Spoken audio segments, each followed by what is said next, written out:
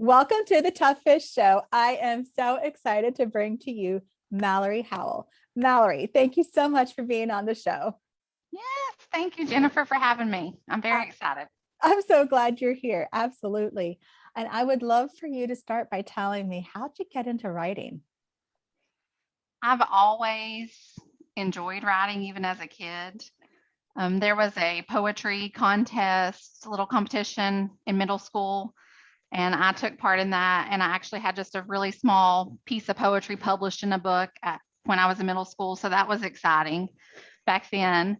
So I've always been drawn to it. Reading and writing and that kind of thing has always been more interesting to me than the subjects math and science. So I've always geared towards that.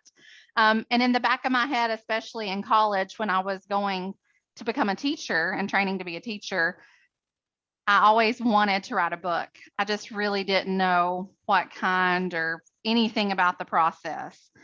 I actually had a mentor teacher when I student taught, and she would say things like she wanted to write a book one day, and I would joke with her, well, we should write a book together. And though that didn't happen, I ended up several years later actually writing a book. So I was proud that I said it and I actually did it. Well, and that's that's a really good point is that, sometimes you might have this idea, but you don't know necessarily how you make it happen. And so, when it does happen, you actually want to celebrate that moment. Like, I did this. This is a big deal to have done this. But recognize that you also there was something big in your heart to do and you made it happen. So, could you talk a little bit more about how that transpired? Yes, so it's kind of like you're busy at different seasons of your life, right? You going to school, you get a first job, you may get married, relationships, family stuff. I mean, there's always something. So there's never going to be a good time. But sometimes we just put it off and put it off thinking there is going to be a good time. And so after I had been teaching for a while, I graduated, I was married, I had a stepdaughter, I had my first son. I'm starting to realize there's never going to be a good time when things slow down. So the beginning of 2018, I just decided, I made a choice, kind of like a New Year's goal, I guess you could say, but I was just thinking this is going to be the year that I write a book. And I had no clue how I was going to do that or really the action steps to take, but I had just made up my mind that I was going to do it that year. So I researched online, I signed up for self publishing school. And that really helped me just to understand the basics and the process. I met some people through like the Facebook community.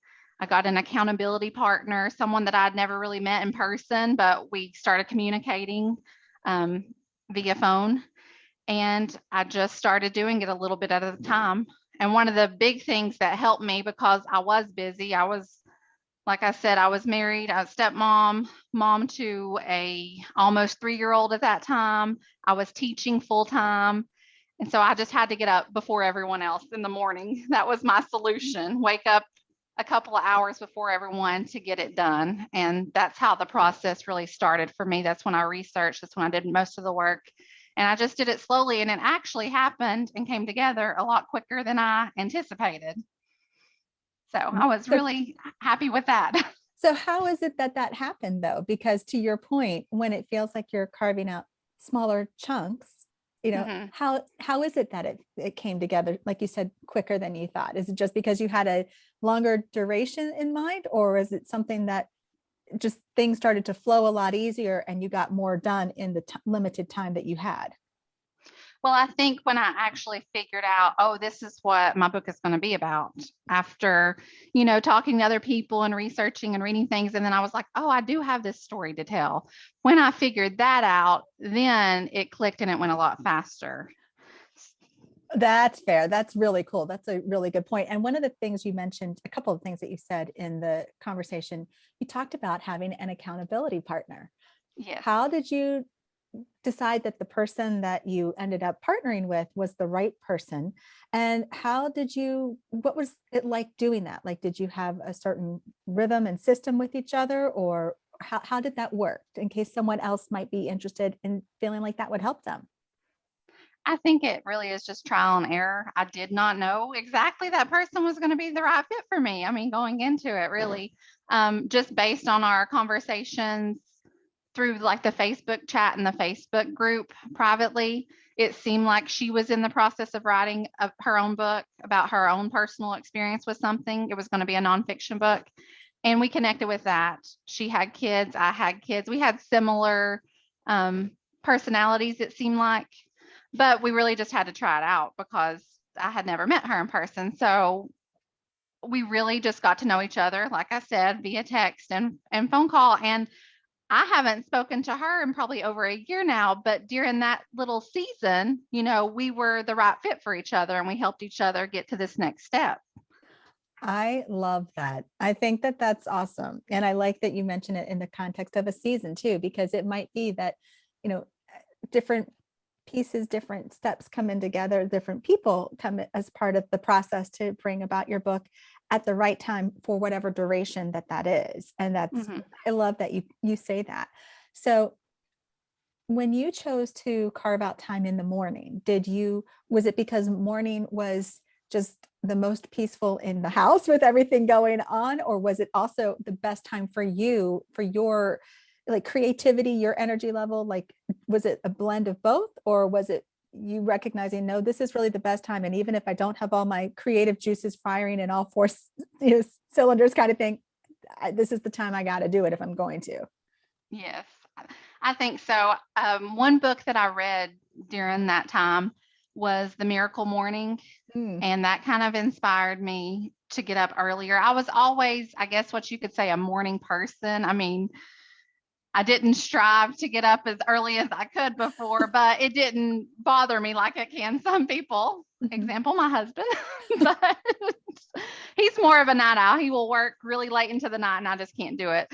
And especially after teaching all day and coming home, cooking dinner, just doing the daily things, I was exhausted by evening time. And not saying that I didn't do some work then, because of course I probably did at some point, but yes, it was quiet in the house in the morning. It just feels like a fresh start, a new day. And even if you're not exactly prepared for it, you have that quiet time where you can just be with yourself and your thoughts and, really focus on what you need to get done. Even if it's not really actually doing the work, maybe it's just making a plan for the next day or for later in the evening, but just getting that plan together and having that quiet time is really important, I think. I totally agree with you. I wanted to hear your thought process behind that. So would you talk a bit about how Soda Pop Drop came about? I love those. I love the name. I love both of the books' names. They're just so cute. So would you talk about that particular one first? Yes. I've always been drawn to rhyming books. And so I wanted the title to be catchy, first of all. But it's an actual experience that happened long, long ago when my husband and I very first started dating. So I went on a vacation with him and his family, his aunt, uncle, his daughter, everyone. We were at the beach. We had not been dating very long at all. So I was still getting to know everyone. Um, she was 7 years old at the time. And so we were out to dinner at this restaurant by the beach. And I don't know exactly how it all went down now that I'm thinking back to it, but she spilt her drink, her Coke, on my lap.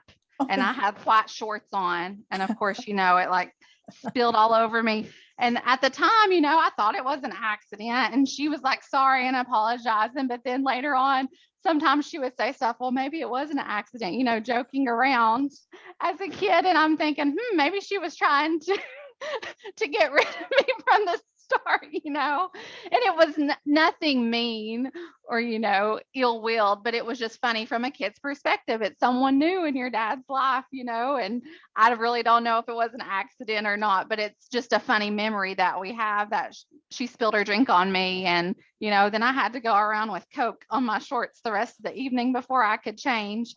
But that's where the title Soda Pop Drop came from. And that's what the book is about. It's about the relationship between a dad and his daughter and the new woman coming in who eventually becomes the stepmom. And so how the family changes. And It's funny and lighthearted because I wanted it to be that way, but it's also something that can be hard for kids and for the new parent coming in. And I just wanted to make it relatable and funny and real more than I, anything. I think that's charming. So how did you go about making sure that the book had the rhyme like you're talking about?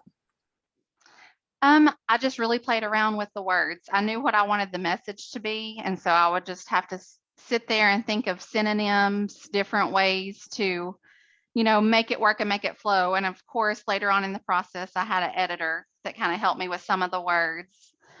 And it just kind of fell together, like I said, a little bit quicker than I thought. But I think where it was a personal experience and it was something authentic, it made it easier. And then the words just played off each other. So did you also work with an illustrator? Yes, I did. That's what I thought. So how did you blend the illustrator into the fold of bringing about this book? I made it clear from the beginning, what I wanted it to be because it was a personal story. It was about our family. And so I described the characters, each of us. They don't look exactly like us, but it's framed after our family. And she knew that. And she sent me sketches early on, and I made sure it was what I wanted. And before I chose her, there were other illustrators, that I spoke with and that weren't good fits for whatever reason. And so I made sure that her work would match what I had in mind. So when you did that, did you, and you mentioned the having other illustrators, did you get samples and say, hey, I'm looking at creating this book and I'd like to get a sample of your work to either just see it in general, or here's a scene, how would you depict this scene? How did Yes. you go about that? Yes, it was kind of like that. I would give them a little excerpt from the book, and they would show me like a little sketch, or if it wasn't a little sketch, they might just tell me in detail like what they would do or what they were foreseeing. And of course, it also comes down to their timeline, what they have available, the budget, and all those things were in play. So when you did that, did you work with your editor first and then your illustrator, or did you actually have like both of them kind of involved so that it was kind of like the three of you shaping this book a bit more? Yes, the editor and the illustrator didn't speak directly to one another, but I had the process going on around the same time, just kind of tying up some loose ends with the editor while the book was being illustrated. And they were both very flexible and easy to work with. And I think that's important. If you are working with someone else, you need to have that open communication and take ownership because it is your story, it is your book. So ultimately in the end, it needs to look and sound the way you want it to, even though it's awesome to take advice from other people and use their expertise too. But it is really a team project, and ultimately it's your decision in the end though. I wholeheartedly agree with that. And as an editor, when I'm working with people, I mean, I tell my writers, look, I've got your back. I want you to be successful, but it's okay if you disagree with something. It's okay. I had one client even tell me, look, he's like, I accepted about 98% of what you recommended. I'm like, good. I'm glad you rejected a 2% at least. I'm glad that it's yours, it's your story, it's your message. So it does need to feel right. And I love that you said that because that's so important for someone to hear, because when you are working with others, sometimes it's like okay, what's truly feeling right to you? So Mm-hmm. I would love for you to talk about the next little book, because this is the one that it just makes me smile. It's just so cute. And it is about a little ninja. So would you talk about this title and like how it came about? Yeah. So my first book was geared towards my stepdaughter. And then the second book is geared towards my oldest son, Jackson, who is in first grade this year, but last year he was in kindergarten. And when he was in preschool, we moved cities, towns, but they're just neighboring towns. It wasn't far away. But when we moved here, I wanted him to get involved in the community and do something. And so we signed him up for Taekwondo. And he really enjoyed it when he was 4. So he would have been 4 then. And he really enjoyed it. And he's still doing that today. And it really did help his confidence, I think, and just, gave him something to be proud of and work towards, even at a young age. And both of my sons, but Jackson in particular, loves trains. They both love trains. So that's where the play off that name comes from. They love the book, The Little Engine That Could. And we have read that book multiple times. We have read all kinds of training books. And then, like I said, he was participating in Taekwondo and he was getting ready to be a kindergartner. So all those things just kind of played together. And that's how I came up with that title. The Little And Ninja That Could Conquer yeah, Kindergarten. that's right. That is so cute. So what was it about kindergarten that was, so for Jackson, was it something that was a little scary, or was it something that you realized was an opportunity to help make it feel like a fun experience, like something cool to get to do? Yes. Well, he is a little bit of a worrier, just like his mom. I can be a worrier too. So he wasn't too concerned about it, but he did have questions because it was going to be at a new school he had never been to. He had only previously been to preschool, and it was just for 2 days a week for half the day. So he had never been away that long. To a kid, 7.5 hours, 5 days a week can be a big transition. So, yes, it was to ease his nerves and to get him excited about kindergarten because you want him to enjoy it, even though you, as the parent, are going to miss them as well. And I didn't want to show that either. So, my worries to rub off on him, but it was just a compliment, a big group of things, I guess, of the reasons why I wrote it. I love that. I love that. So did you work with the same editor and illustrator for this book as well? I did work with the same editor and also another one. I worked with two separate ones, and I worked with a different illustrator this time. Cool. And there were a couple of reasons of why I did that. One, the timelines just didn't match up with my previous illustrator.